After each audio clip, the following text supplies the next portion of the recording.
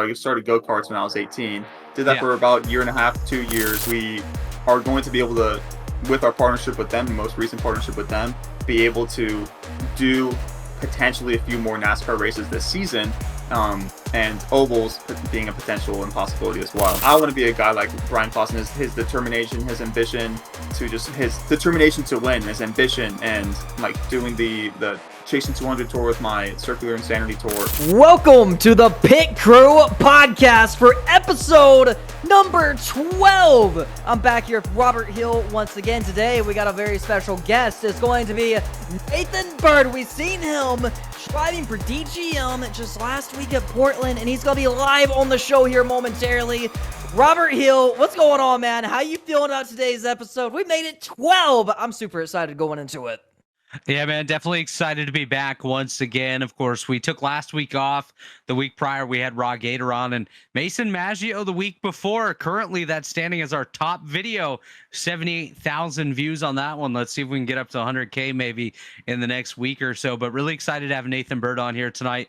Probably one of the most diverse racers out there at only 24 years of age as well. So excited to hear his story, how he got started, and what he's got on the deck for this season. With that said, let's go ahead and bring on the Birdman himself, Nathan Byrd. So where are you from, and how did you get your racing career? So I'm from Arizona. I grew up in Arizona, just west of Phoenix, in Goodyear, and that's actually where my family's businesses are based out of. 4 hotels in the Goodyear, Arizona area, and recently moved to Indy to be just a little bit more closer to all the racing scene, and living just south of Indianapolis right now since December 22. So yeah, feeling pretty good, and it was definitely the right decision because racing almost every single weekend. We're having to book flights and going back and forth from Arizona. It wasn't as fun as, we can just drive 5 hours to get to a racetrack. So from what I understand, you have a family of racing. Can you talk a little bit about that? Yeah, so, I mean, my family started in motorsports in the late 60s, early 70s with my great-grandma, my grandpa's mother, with stock cars. And then my grandfather, Jonathan Byrd, sort of took up the mantle and continued that with involvement in short track racing, most notably known with our partnership with Rich Vogler, running midgets at IRP and the entire midget schedule, Thursday Night Thunder, all that stuff. And recent documentary that came out called King of the Midgets Flow Racing, where it was featuring Rich Vogler and Mel Kinnan both, and had the opportunity to be there for the premiere feature night for that. And so Jonathan Byrd, and he took Rich Vogler, my grandfather, to the Indy 500.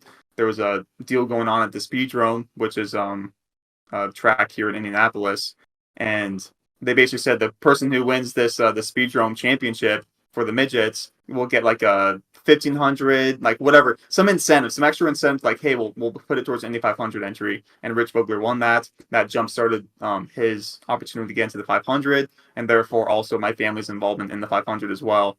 Back in 1985, and I guess 1985 was our first Indy 500 entry, which means we were doing midgets with him beforehand. So even earlier, it's like early 80s, late 70s. So had a lot of involvement in the 500 ever since then. 22 entries between a lot of well-known names: John Andretti, who did the first double with Indy 500 in the Charlotte, and Brian Clausen, who we took to Indy 500, James Davison. And the goal was for me to be the 23rd Byrd Racing, Jonathan Byrd's Racing entrant, and it's actually a Byrd racing the car, so there's no need for it to be on the side of the car. It's going to be on the running chyron on the top of the screen, left side of the screen. Your family coming from a racing background, it came very natural for you to want to be a race car driver. As you was coming up through the ranks, did you have a direction of where you wanted to go, whether if that's NASCAR or IndyCar or Formula One or sports cars, or was it always just pave the path and see where it takes me? So it's interesting that you said that, like, because you're part of a racing family, you must have had this interest since like the very get-go. It's actually the exact opposite. I wasn't involved or interested in racing whatsoever all growing up, in like elementary school, middle school, high school. Like the extent of my involvement was my dad telling me like, yeah, we have an entry in the Indy 500 this year, and I'm like, okay, that's kind of cool. I can brag to my friends in high school, like, hey, we have an entry, James Davison, look at the car, blah blah blah. And but then it was when I graduated high school, when I was 18 years old, that summer, my dad basically proposed this seemingly crazy idea of going from go-karts to the Indy 500, which was the primary goal in the span of 6 years. So this past Indy 500 would have been the 6-year fulfillment of that. But ever since from the very beginning of that, we've sort of expanded our scope, expanded the diversity of the racing we were doing. And in terms of right now, waiting for the opportunity for the Indy 500 to become kind of into the cards, that's kind of where we are in that stage. But I would say to answer your question, the Indy 500 would be the fulfillment of the overarching goal, and in my mind, sort of the fulfillment of the family legacy in a sense for me personally, and also for my dad, since he just works so hard to make this all possible along with all of our partners. But yeah, so that was the original goal, was go course Indy 500, originally go through the road to Indy, and we kind of strayed away from that a little bit, and you mentioned my diverse racing schedule, and we can get into that a little further. Obviously, now that you have made your NASCAR debut and you have made a start for DGM, what did it mean to you making a start in one of NASCAR's top divisions? And will we ever see you running on any oval NASCAR circuit races?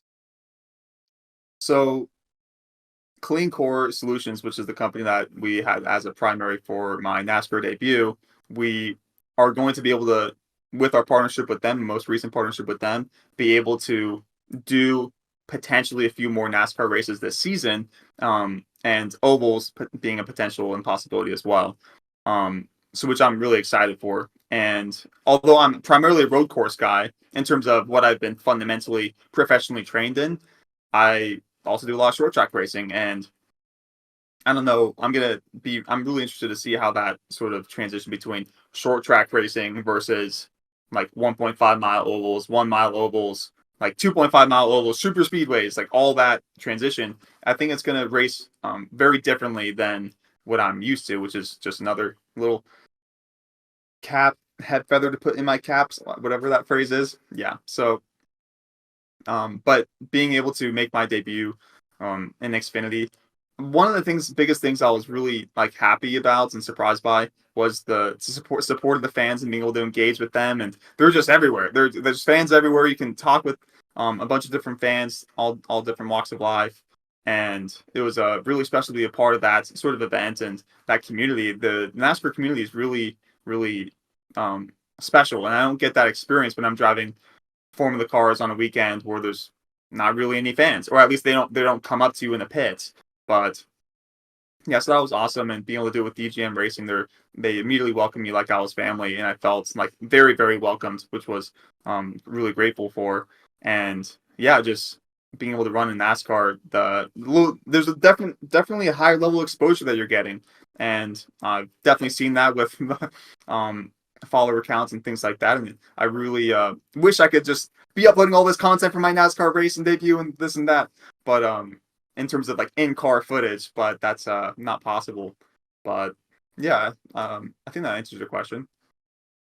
So you came home in the 21st position in your debut. I would imagine you're pretty happy about that result. Can you walk us through your day at Portland and how you ended up in the 21st position? And are you satisfied with that? Do you feel like you could have got more, or did you achieve all your goals? Yeah, that's a good question. This is very interesting because the day started off obviously with practice, 20 minutes. That's all we got, and I've only driven a stock car 2 times, like literally 2 sessions, not 2 separate weekends, like 2 sessions, and at VIR just got to hop in a stock car just to sort of get my feet wet, and that was a really good primer to coming into the Portland weekend. I did that last year, near the end of last year. Practice was like second to last, like 37, 30. I think I was like 35th in practice, but every single lap that I got, we were dealing with some issues with the car, like wiring and whatever. But every single lap that I got, I was getting a second faster, and like, okay, you'll be good for qualifying, you'll be fine. Went into qualifying, got a little bit better. I improved almost a second from practice to qualifying. which both times I missed my upshift from second to third. Both of my fast laps, they only gave me 2 laps. Like, hey, like, do you get 2 laps? That's all the tires are really, really, really good for in terms of their optimal timing. So you got 2 laps. Both of my fast laps, I missed up that shift coming onto the front straight, which probably lost me at least half a second, whatever. Wouldn't have made that big of a difference in the grand scheme of things. But yeah, I was like, okay, I'm feeling okay-ish. Like, there's some driving technique things that I was still trying to figure out. But going into the race, a few guys got penalized that started behind me, so I basically gained 3 positions, which was nice for me. But the start of the race, stage 1, was just a matter of survival and trying to like keep my nose clean and just learn the car, get more familiar with the car, and explore sort of the limits of the car. But after a few times of just like completely blowing turn 1, not completely, like I only drove through the turn 1 chicane complex once, and other times I was just missing the apex by like 50 feet, like 20 feet, 30 feet. I was like, okay, the time for exploration, I'm gonna kind of tone that down a little bit, especially under the brakes. That was my biggest thing that I was trying to figure out. So I was like, okay, stage 1 exploration phase. Okay, I'm gonna calm things down a little bit, and then stage 1, stage 2 caution transition came out, and forgot to drink any of my water. Didn't drink a drop, and so that made stage 2 on top of the restart, on top of the restart being like so spread out from like me to the guy in front of me. Like I was surprised that it went green because of how spread out. I was like, wait, I think we're getting another lap. Nope, it's already green. So I was like 50 car lengths back. So I'm dehydrated all of stage 2, basically. I'm running by myself practically. That's funny that the thumbs up never pops up for me. I've never seen that before. I tried getting it to happen. Does it work? No, I don't think it will. Oh, Right, there you go. So You got it. Oh, it did. This is crazy. I've tried getting it to work. It doesn't work. So stage 2, I'm dehydrated. My heels are burning up from the exhaust pipe. Some people may not know, who are listening to the podcast, watching it at home, that the exhaust pipe of the engine runs right below your feet and out the side of the car. So the floor of the car, where your heels making contact, both my braking foot and my throttle foot, are just burning up. And I have no one to race against, so it's not even that fun. I'm like, what am I doing here? This is like not my territory, bro. Like, I'm not like, I honestly say, I said to myself, I'm not really having fun. Like, this is not fun. I'm like suffering right now. And then that all changed the second the stage 2 to stage 3 caution came out. Got some water, drank all my drink bottle. They refilled it during the stop. I drank all of it again before the caution, even the green flag flew again. And I had a little technique where I kept my right foot off of the floor, my right heel off of the floor, using my left foot. So I'm just like kind of doing that and trying to protect myself. Now I know to use heat shields, but I didn't know that before. So yeah, and then stage 3 was just a matter of, that was where it was like super fun, matter of survival, multiple restarts, and I was able to come out with a few positions there. And I understand the phrase now, they're give and take. Like, people always say, oh, there's like some give, some take, and I realized like I was giving a little bit more than I was taking, but I was taking some opportunities when I had them. And I think, like, to answer your question, I think I could have potentially finished a bit better. One thing that was very striking to me, that was interesting, was the fact that the stage 2 to stage 3 caution that came out, 4 guys passed me under yellow. And I'm like, what is happening? What is happening right now? 4 guys passed me under yellow. The 2 guys in front of me slow down, and then just like, as if it's just okay for them to pass them. Like, they started slowing down. I was like, I'm not slowing down with you. I'm gonna pass them back and get my position back. And I got 3 of the positions back. I got freely passed by 1 guy. And because I was so close to him, I was like, hey, this guy should be behind me. I need to be behind him. So I was like so close behind him. The choose comes up on the back straight, and then I'm right behind him trying to figure out like, how do I get by? He chose double rides, so he stacked rides which from my understanding means I should go left then. But I was so close to him, I couldn't go left because otherwise I would have passed over the choose arrow and then go to the back of the field or whatever the penalty is. So I had to triple stack rides, which gave 2 people on the left lane just free positions. And like things like that, like you said, like now that I know, if I went back, like I would have immediately asserted myself, get my position back. I would have chosen correctly. I would have lost like 3 positions on track. I'm okay with losing positions on track if it's just driving. If you're a better driver than me, you're more experienced, great. But if you're gaining positions for free, like those are the things like next time, as I'm like, man, next time I'm gonna make sure that doesn't happen. So overall, but in general, 21st for the debut, I was very I was pretty satisfied with that. And all my family, supporters, partners, Byrd Racing, um, other people in the ecosystem, they were also very happy with that as well. And they were impressed, if you will. And for me, it was just like, yeah, I think I didn't like kill myself for anyone else. And I think that was a good day. And I got to have some racing moments. And that was a definitely good experience as well. So I came out the other side as a better driver, and that's always my goal as a race car driver when I get into a race is just finish the race as a better race car driver than I was before. Sure. I mean, you absolutely killed it in your debut. Did amazing. Now, you said that you potentially have some more starts coming in the future, maybe on an oval. How does your expectations change as you're getting farther and farther into your stock car career? Well, like I said, I think there's going to be some things that's going to be easy.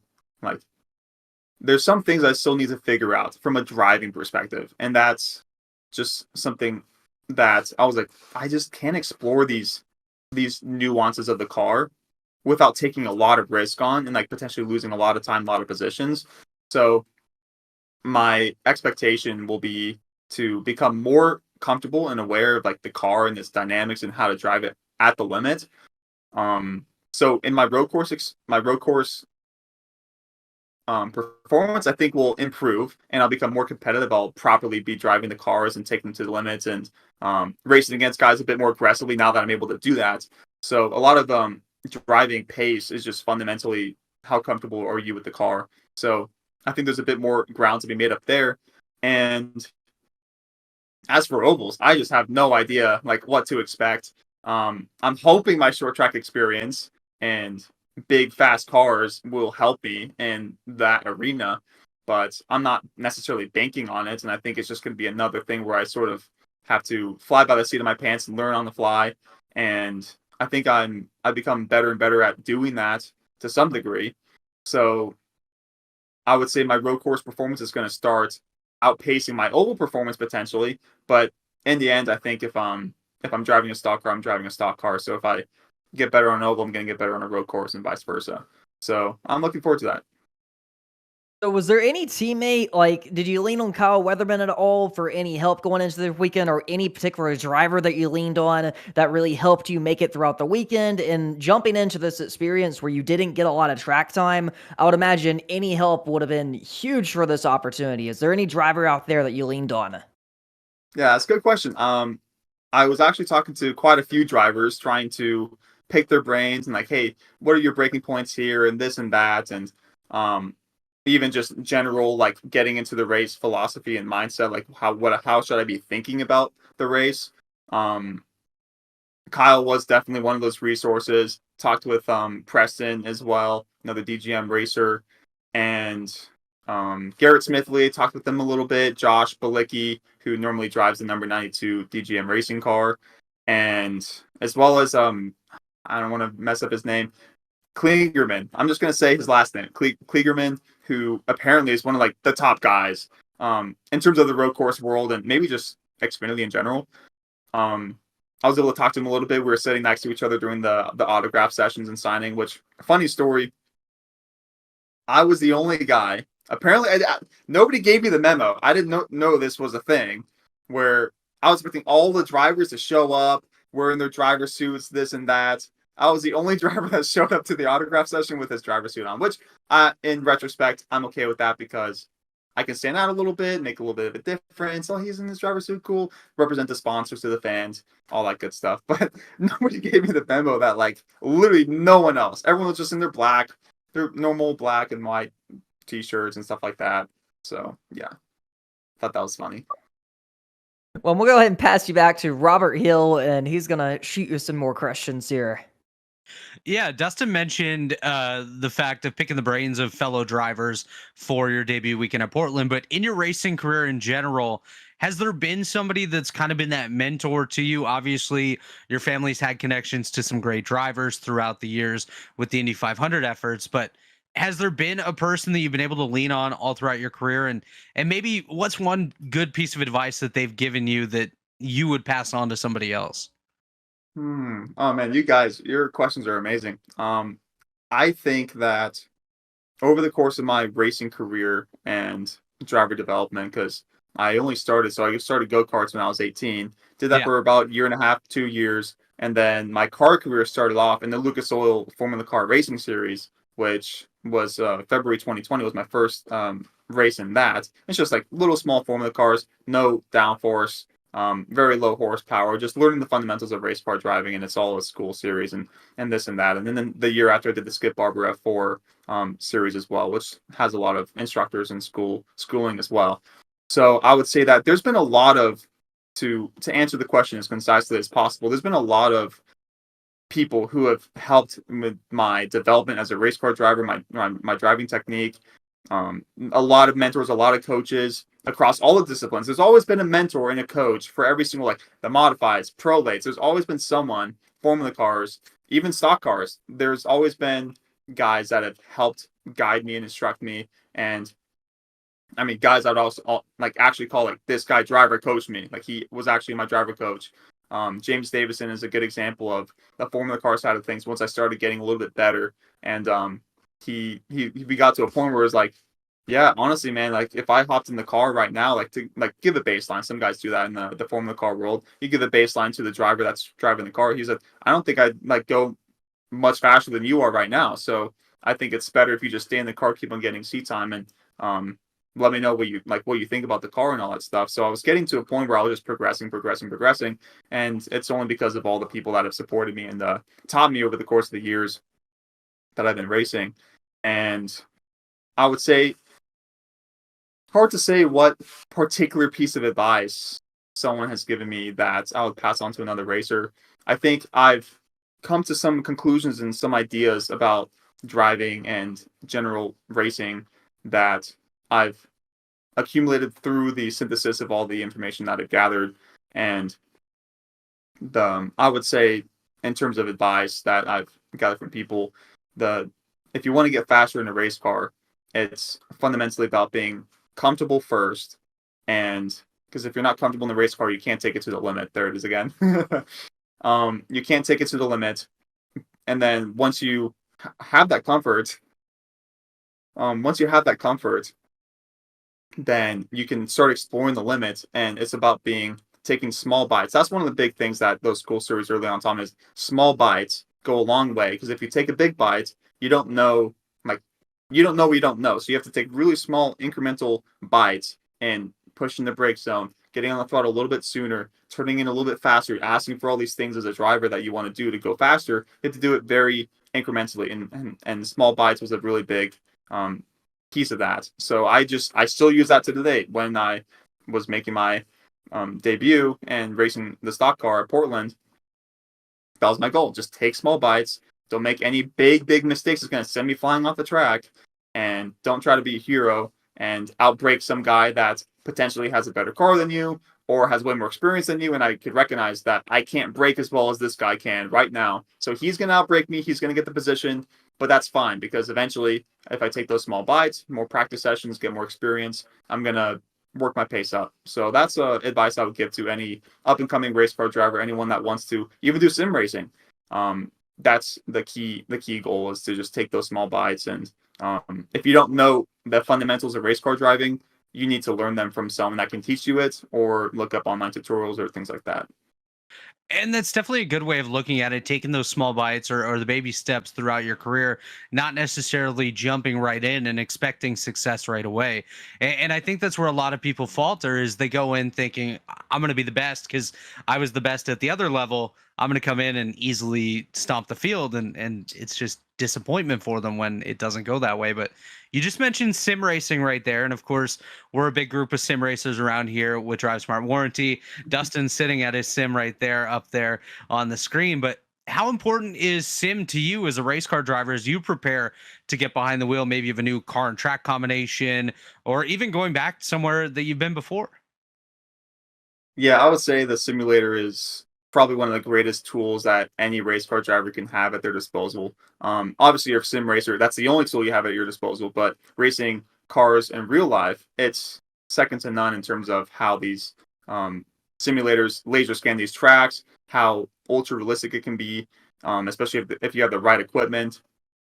And that was one of the first things I had. I think it was back in like when I was in the Lucas Oil School series. I had myself a little Logitech G29 wheel and pedal set with one of those little seats that just everything kind of connects together, and that was instrumental in my ability to learn the tracks. And even though I didn't have the best equipment, I still got to understand the fundamentals of how the track needed to be driven, determine the lefts from the rights, break it all down. And once you become a better race car driver, you understand and you can perceive the limit a lot better. Getting that improved equipment definitely helps. And to some degree, it starts, and you get a lot of experience, a lot more experience as a race car driver.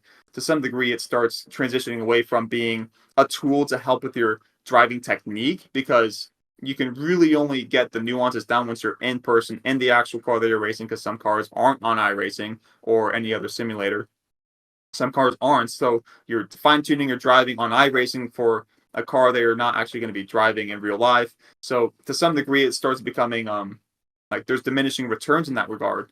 But learning the tracks, like if I've never been to a track before, I'll just hop on a car on iRacing, Delara F3 car. I'm just gonna hop in that car, learn the tracks left and rights, and I'm gonna have a much better understanding of the track before I actually get there. And that's also how I prepared for Portland. I downloaded R Factor 2.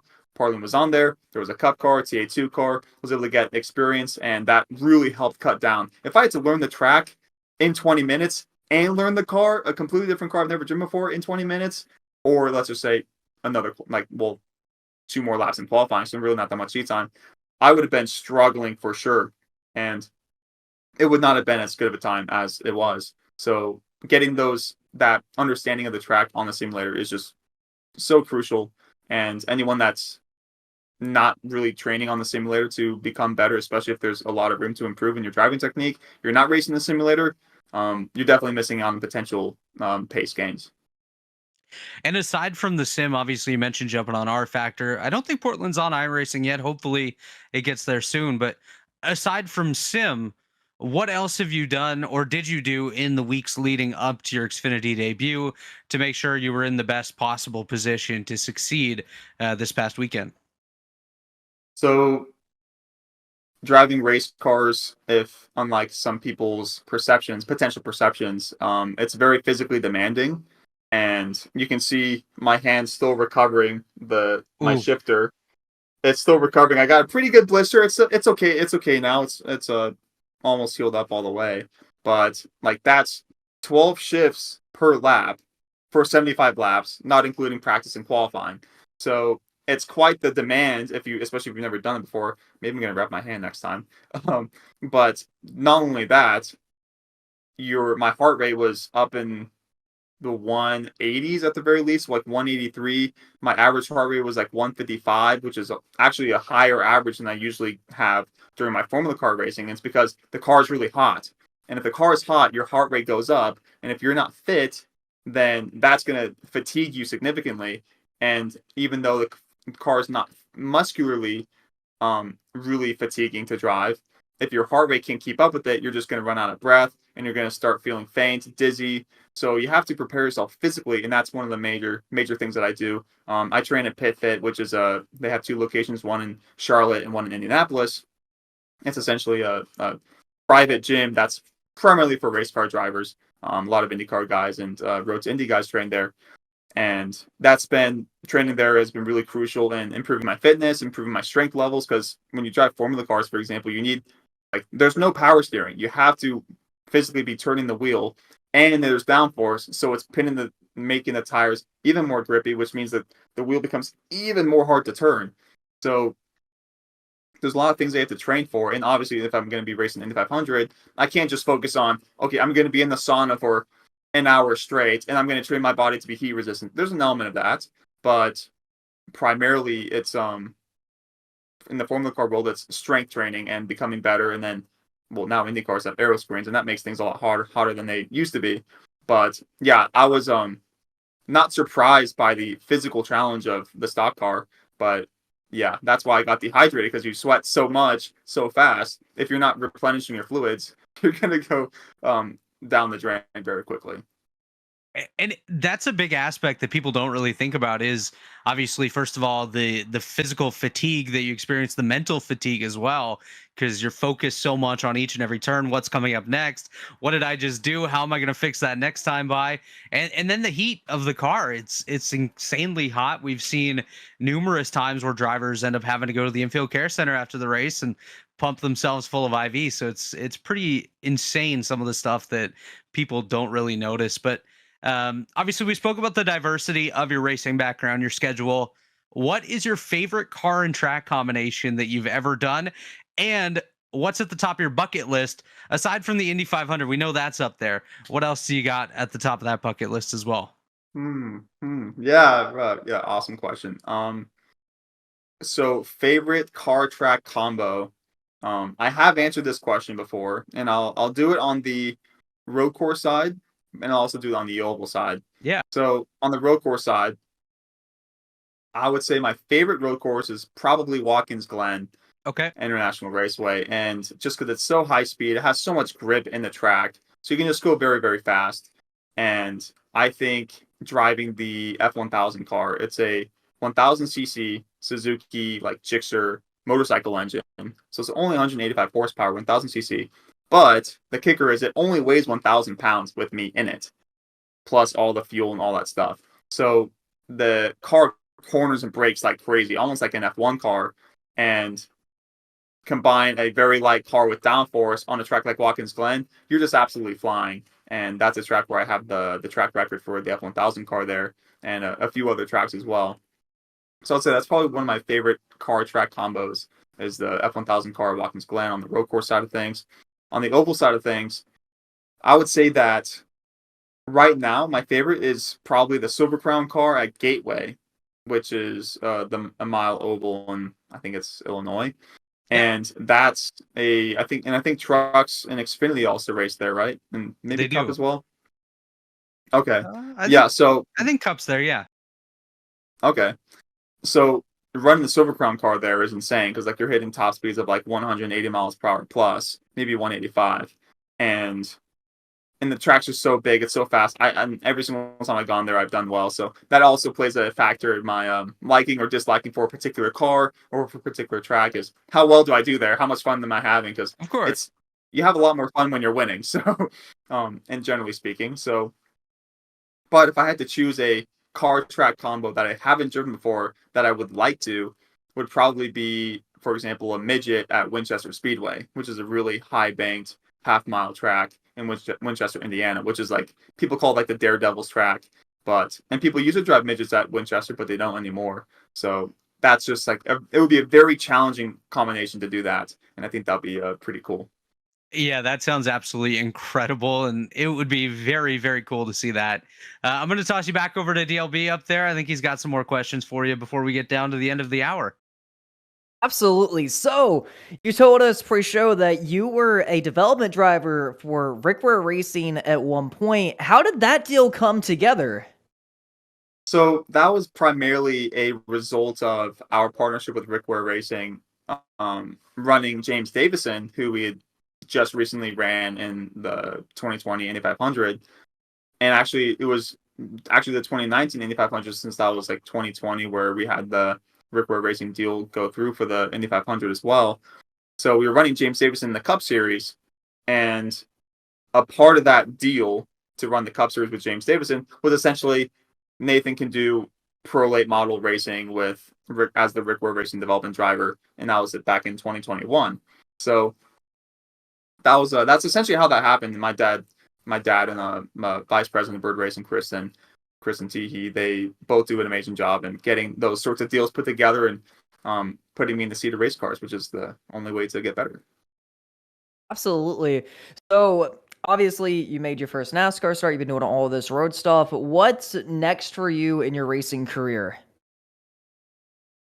Immediately next, I'll just say immediately is going to be running a sprint car in the 500 sprint car tour at Berlin Raceway, which is up in Michigan. I'm leaving for that tomorrow with my dad, and that's going to be just basically ending out this.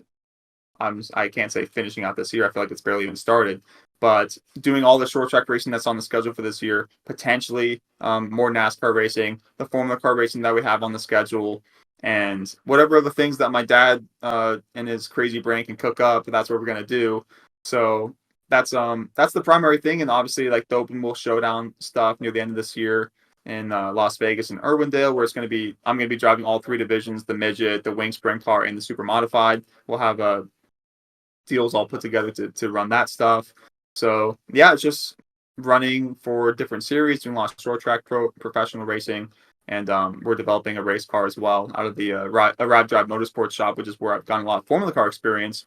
It's a cool Formula Car called the Anomaly. It's basically an upgraded version of the F1000 car I mentioned earlier, and double the horsepower, 56% more downforce, and only 100 more pounds of added weight. So that thing should be pretty insane, and we're doing development for that car as well. So yeah, and potentially next year maybe we see more NASCAR racing as a part of the schedule, but it's always going to be short track racing is going to be a big primary focus of the schedule, and we'll see what other opportunities. I don't want to speak too soon about anything, but there could be some next year could be really, really interesting schedule amongst just all the different types of cars that I've driven so far, and hopefully taking them all to the next level.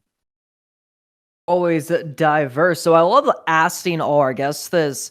Did you have a favorite driver growing up, whether if that was NASCAR or IndyCar, Formula One, sports car? Is there any driver that you looked up to that was hands down your favorite growing up? That's a good question because I wasn't really paying attention to much racing growing up in general, but I would say that Brian Clausen was one of the guys I looked up to after watching the documentary that was done on him. That was really well done. That one impacted me a good amount, and like I decided like I want to be a guy like Brian Clausen. His determination, his ambition his determination to win, his ambition, and like doing the Chasing 200 tour with my Circular Insanity tour, 200 races in 1 year. That was something that was really impactful watching that movie, and he's definitely someone that I would look up to in the racing sense, in the racing world, not only as a race car driver, but also as a person.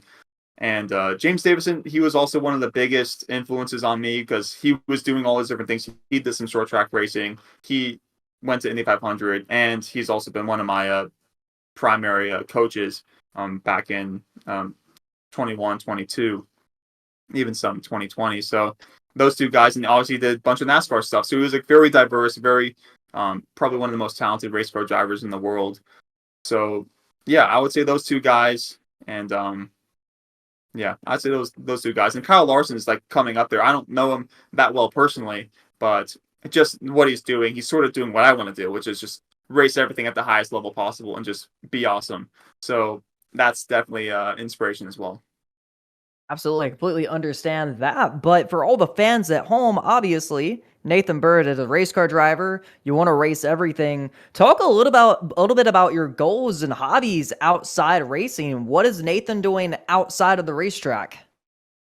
So right now it's a lot of wedding planning. So that's been taking up a lot of my time. But I'm training at Pit Fit.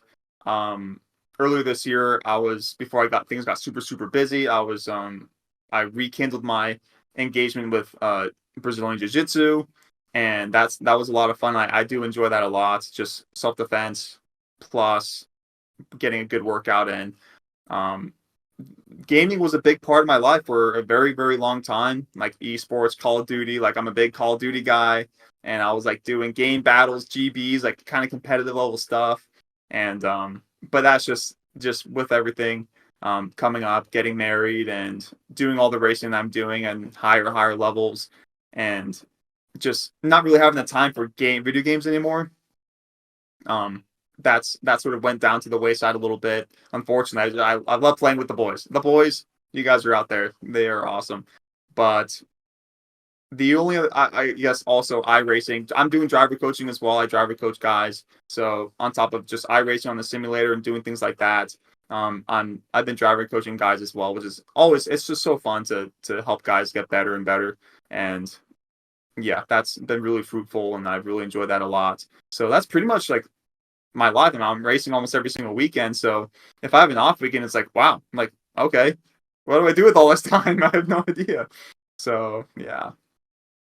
Completely understandable. I mean, being a race car driver obviously gets very, very, very busy. Sounds like you have quite the hobbies. Sounds like you're not the guy to fight after the race because it sounds like you have the experience with that one. But At the very least, I'm gonna keep my helmet on. These guys take off their helmet. I'm not taking off my helmet. I want punch protection. that's one thing about NASCAR. There's a lot of fights in it. I don't think they're gonna mess with you too much. So I think you got that going for you. But I'm gonna pass you back to Robert here one final time and see what he has before we wrap this thing up. So you mentioned before how you do a little bit of YouTube stuff as well, putting up videos about teaching people how to drive certain tracks and stuff like that. Why don't you tell us a little bit about your YouTuber experience? Obviously, over on the Byrd Racing website, there's the Byrd Academy, and you follow your journey there as well. Tell us a little bit about that side. Yeah, so it's funny because my YouTube journey actually started back in 2016, 2015. It was like a gaming YouTube channel, Yeah. and I'll expose myself by telling everyone what it was. It was Quantum Shocks with a Z at the end, no spaces, and you can see me just do like rage compilation, like this and that, just going crazy. It was fun playing Black Ops 3 back in the day on Call of Duty, and that was basically what I was uploading, was that sort of content. But now Nathan J. Byrd, I don't upload on that channel anymore. Nathan J. Byrd is the channel I always upload on nowadays, and it's been a little bit since I've uploaded the video, so I got to get on that. But yeah, it's sort of my YouTube channel is a place where people can be entertained by the videos that I have and just the races that I participate in, because I'm just doing all these different things, and I try to give people as immersive of a perspective as possible, like first person perspective as much as I possibly can. And a lot of people seem to enjoy that and just slowly have been able to gain traction over time. But yeah, shout out to all the OGs that have been supporting the channel for a while. But that was that's been really fun to do, and almost the channel is almost like a catalog for myself, like a personal racing catalog where I can sort of, like, if all my hard drives got wiped out, I wouldn't be too sad about that because I have a lot of my racing on YouTube, and most of it is on YouTube. So yeah, that's been a pretty fun to do, and it just makes sense for me to do that. And if I'm going to be racing, I might as well record it. And if I'm going to record it, I might as well post it on YouTube. And that's sort of just how all that worked. And just want to give people something to look forward to every week, every other day. Just the race, the past weekend's racing, and like, how did Nathan do, and how did this perspective look, and all those things. I think it's cool to give fans and supporters that sort of a perspective. I think it's a great way to connect with the fans as well, give them more of the behind the scenes look, such as what Dustin does with Drive Smart and Kyle Weatherman's journey through the NASCAR Xfinity Series. Same thing with you and all the racing that you do. And I think you would have a heck of a lot more videos because you seem to be racing almost every day of the year. So it's definitely a busy time for you. But, you know, we've mentioned the Indy 500 a couple times. Have you been close at any point over the last couple of years of putting a deal together for the 500, or is that still something that we're working towards maybe over the next couple of years? Yeah, so I think it's definitely a next couple of years sort of situation. Okay. Anything can happen, but I'll just explain to everyone who doesn't really know why someone isn't in the 500 or isn't in the 500. It's not necessarily because you don't have the money, because we have the means. It's just a matter of, do we have the opportunity? Do we have the ability? And I'll let everyone know that the testing ability for racers to drive an IndyCar, like, testing is very, very limited and restricted, and teams don't have that much testing time available. So on the off season, when the racing's finished, teams want to test the guys that are going to potentially drive for the next season, and they want to make sure that if they're good with the current guys, and they can test with the current guys and get a head start for the season. But the primary thing is, teams want to test the guys that are going to bring budget for it to race an entire season, and not just a one-off Indy 500 entry. So the guys that are going to get testing time in race cars are going to be the guys doing the full doing the full season. We can't afford to do a full season, therefore we're not going to get an IndyCar to test, which that's the primary problem. I would think that personally, I feel like I would have been prepared and ready and capable of driving in the Indy 500 the 2024 Indy 500, but just the opportunity wasn't there. But I think skill wise, I've the way we've done it, and I think even the Xfinity race at Portland sort of proved the Byrd racing methodology, which is you don't have to stay on one track and only do one thing and one discipline in order to get to the top or be competent at the very least. I'm not going to win an Xfinity race, presumably anytime soon, but I can still be competitive and I can drive to the limit of the car, and it's because of all the experience that I've gotten. So that's the primary thing. It's a matter of also being seen as worthy or as capable, because I may be capable of driving an IndyCar at IMS, but am I seen as being capable of that? Do people, the engine manufacturers, IndyCar itself, do they see me as someone being capable of that? And that's something that I think getting some NASCAR experience will help with, and getting some high-speed oval experience, for example, would be something that would be potentially very beneficial, and being seen as a guy that can race in IndyCar at the 500. Maybe a team with their limited testing opportunities would then reach out to me and say like, hey, let's see if we can work out a deal because maybe we have a third car available for 500, etc. So it's a good question, and that's pretty much the realistic view on it. Like, oh yeah, I can just bring all this money, we're going to get it done. But I think it's going to take some work, and like in the next couple of years, I'm hoping if it happens next year, amazing. Something went really, really well if that happened. But next couple of years, 3 years down the road, I think it's inevitable in my mind that one day I'm going to get there. So it's just a matter of when, and when does the opportunity arise. And I think no matter what, I'll be ready for it. And I love the explanation that you just gave. It's more of an in-depth kind of look into the behind the scenes of how that actually comes together. So many people think you could just show up with a blank check and all of a sudden you're in the show, and it's really not the way it works in anything. There's just so much involved with it. But my final question tonight is kind of a two-parter. What is your realistic goals for next season? And at the same sort of line, what's your goals for 5 years from now? In the next 5 years, where do you see yourself? What do you think you'll be doing? So goal for next season, I'll also do a third part, which is one of my goals for this season is to win a short track race, like a professional short track race. That's one of my big goals. I haven't won one yet, and I think with the teams I'm working with across the midget and the sprint car, Byrd Motorsports and Legacy Autosports, I think we have cars that are capable of it. So it's just a matter of executing on the driver's side. And that would be a really awesome thing if we got a USAC or a short track professional pavement win of some kind. For next year, it would be great if I had that success this year, just expand on that success and just build on what we've established by the end of this year, build on that for next year, especially on the short track professional side. The cars that we're developing with Rad Drive Motorsports and also Legacy Autosports, getting those cars off the ground and being the development driver for that is also something that would be really cool. And of course, doing more racing on the road course side of things and on the oval side of things at higher levels, in terms of NASCAR and maybe sports car stuff and Formula car stuff, like just doing more racing at the higher level if things can go well. And in terms of what my dad's able to do with deals with the businesses and all that, so that would be really, really cool. And I think that's something what we're shooting for next year. So always trying to build, always trying to expand and try to get to the higher level of every single discipline that I'm engaged in. And for 5 years in the future, this is something like to harken back to what I was talking about with Brian Clausen. He did a 200 race schedule, or he was attempting the 200 race schedule. I think he was actually going to complete it if he wasn't killed in a midget crash alongside, like, I think race 147 or so in the season. I think in 5 years, if I can be relevant enough and be seen as someone that people would want to see a guy do that potentially, I think that fulfilling maybe Brian's legacy in a sense by completing the Circular Insanity Tour and doing the 200 race schedule myself. However, that will be possible. It might be just a complete logistical nightmare and impossible, especially since most of my stuff is pavement rather than dirt. And dirt, you can get a few more races in.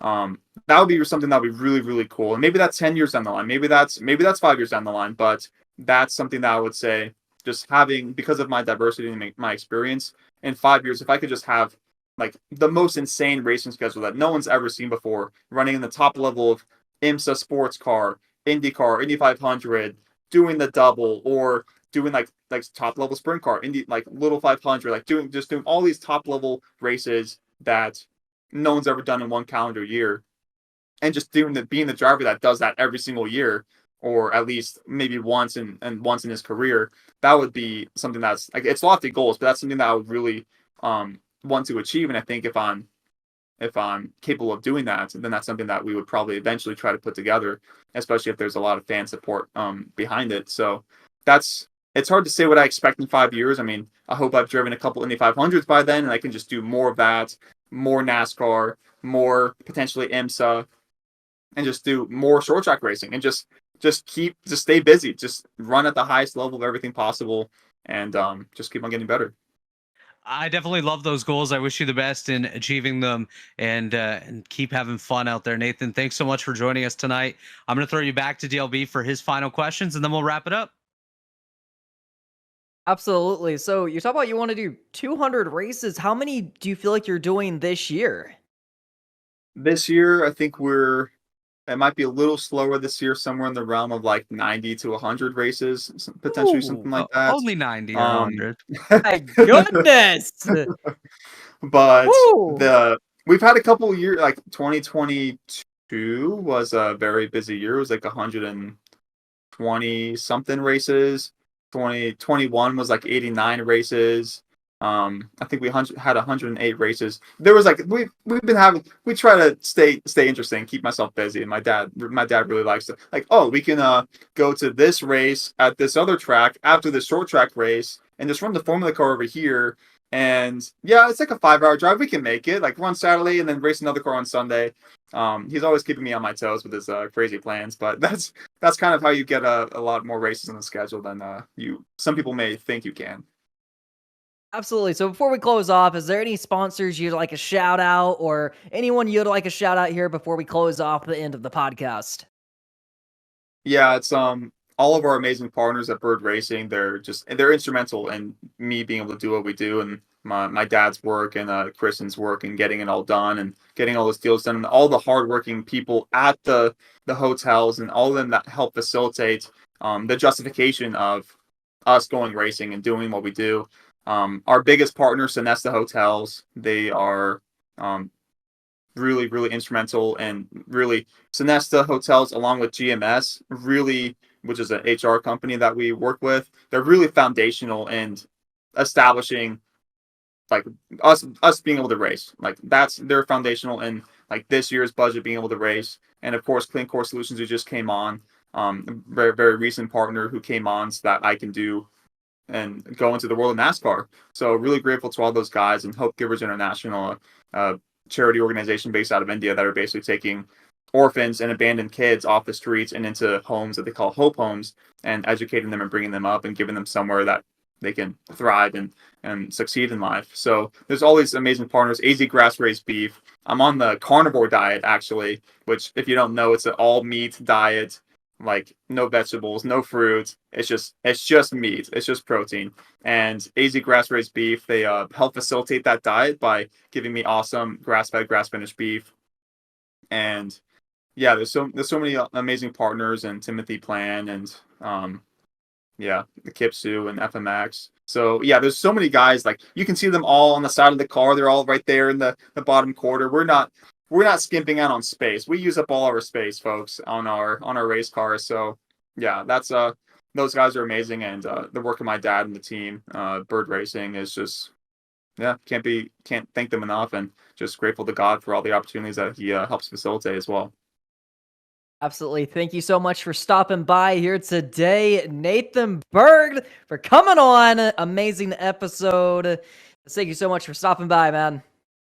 Yeah, I appreciate you guys, and thanks for having me on. It was really fun, and you guys asked awesome questions. So guys, keep on watching the Drive Smart podcast. And yeah, you guys are awesome. Thank you. So thank you so much for everyone tuning in here today.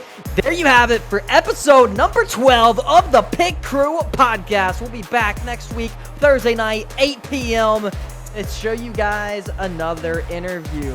Hope everyone has a great weekend and everyone stays safe.